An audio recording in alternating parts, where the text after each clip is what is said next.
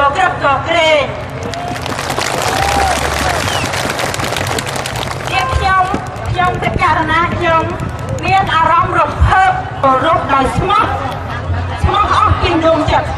ខ្ញុំពិចារណាខ្ញុំមានចាប់ពីពេលនេះតទៅផ្នែកគំនិតខ្ញុំអត់ដល់ទៅផ្នែកអាជីពបានខុសហើយនៅក្នុងបេះដូងរបស់ប្រជាពលរដ្ឋខ្មែរគ្រប់ស្រទាប់ជាន់ណាស់ហើយក្តីសង្ឃឹមនេះមានន័យថាចាប់ពីពេលនេះតទៅរបស់មហាជនចាំសួរថាតើសន្លឹកឆ្នោតខ្ញុំសំលេងឆ្នោតខ្ញុំនៅឯណាហើយបានខ្ញុំជាប្រជាពលរដ្ឋខ្មែរម្នាក់មិនមានសិទ្ធិបោះឆ្នោតហើយអ្នកណាជាអ្នកទទួលខុសត្រូវអ្នកខ្លះទៀតចង់សួរហេតុអីបានជា